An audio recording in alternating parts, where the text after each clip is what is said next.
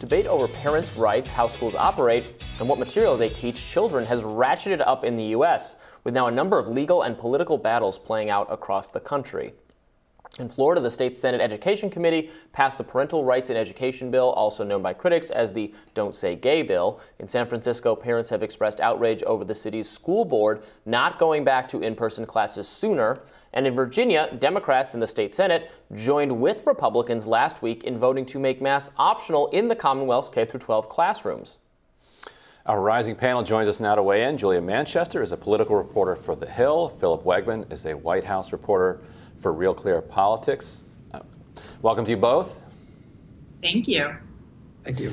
And so Julia, who do you feel like is getting, just from a pure kind of partisan political perspective here, who is getting the upper hand here in our new school politics? You know, what's interesting is that you're really starting to see, as the pandemic continues to progress, this sort of spreading from the conservative side of the aisle to the liberal side of the aisle. However, it's based on different policies. So, for example, on the conservative Republican side of the aisle, you hear activists as well as lawmakers and politicians voicing concern over the content that is being taught in schools. So, for example, in that so-called Don't Say Gay bill in Florida, that's what critics tend to call it, that essentially blocks teachers in K through fifth grade schools or in those learning periods from talking about sexuality or gender-related topics in the classroom. It comes from this idea that those kinds of topics should be left to the parents or in a student's home life, for example. You've also seen that in terms of the debate over critical race theory and what should be taught in classrooms, particularly from the conservative side of the aisle. But I think this is starting to spread to maybe liberals and Democrats, such as, with the San Francisco school board recall vote, in that there's a frustration that schools have been closed for so long and that school boards seem to be focused on other priorities that parents do not think should be top priorities. So, for example, in San Francisco, we know that schools were closed for a very long time, and the school board was very seemingly preoccupied with renaming a number of different schools in the district instead of focusing on how to get kids and teachers back in the classroom in a safe manner. And I think all of this, whether you're talking about this on the left or the right, really stems from the lockdowns during COVID. You saw parents teaching their kids from home, spending more time with them, having to balance their own work and supporting their family, as well as, in a way, homeschooling their kids. And there was obviously a balancing act with that, but conservatives would say they were exposed to more so what their kids were learning, and there was a backlash against this. So it started out as something you saw on the right. You saw now Republican Virginia Governor Glenn Youngkin really capitalize on this during his gubernatorial campaign. And now you're seeing Democrats start to talk about it more. I was thinking about this the other day, or maybe I saw someone make this comment on social media. It's a small comment, but absolutely everyone in the mainstream media, I guess we just did it here too, refers to the Don't Say Gay bill. That's what they call it.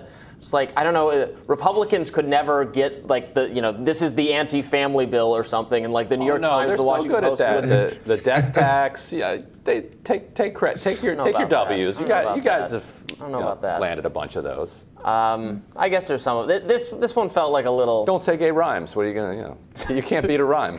All right, fair enough. I'm put in my place. But the Dems are clearly reaping a kind of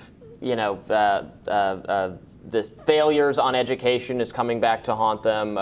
Taking or being against parents having enough of a say and mask policies and lockdowns and everything.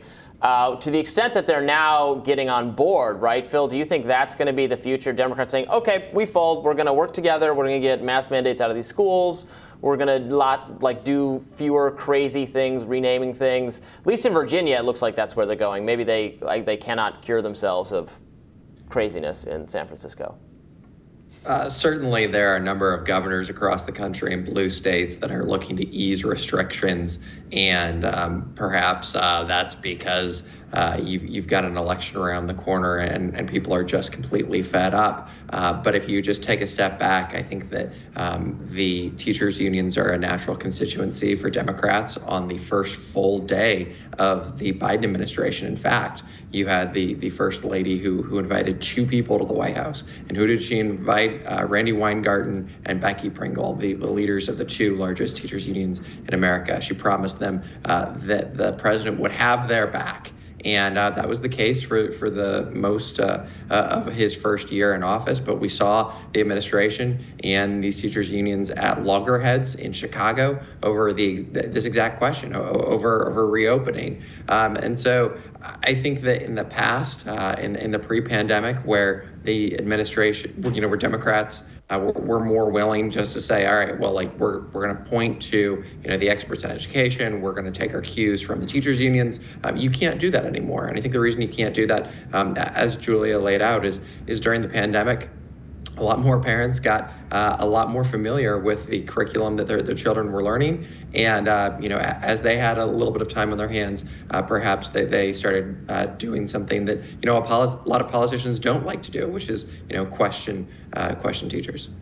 Yeah, and Weingarten has said her threshold for supporting masks, repeal of mask mandates in schools is 0 transmission. That's what she said, which we've still got a long way to go to get there.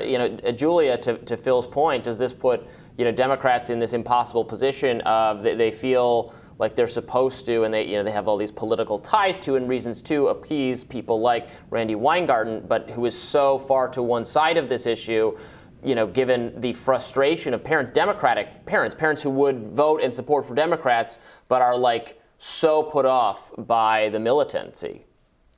It certainly makes things difficult for them. But I will say, after the elections in Virginia and New Jersey, where you saw Republicans make gains in those states, I think you've seen a lot of Democrats go back to the drawing board and try to figure out, okay, where do we go next? And you saw New Jersey Governor Phil Murphy actually did a number of focus groups as chair of the Democratic Governors Association, asking parents in New Jersey how they felt, as well as voters in general, how they felt about COVID restrictions. And there was a big frustration with coronavirus restrictions. And I will point out that we've seen a number of Democratic governors over the past week alone start to roll back these mask mandates, start to lean more towards reopening. And I think that's obviously, we're seeing that Omicron seems to be waning in a number of areas. But at the same time, it's hard to not point out that we're in a midterm election year and things aren't looking so great for Democrats now, not only with the coronavirus response, but also with issues like inflation. We're seeing Republicans really capitalize on those issues. So Democrats need to find a way before November, and probably way before November, to help them curve that narrative and make it try to, make it seem like they're being accessible to the American people and try to make progress on this issue.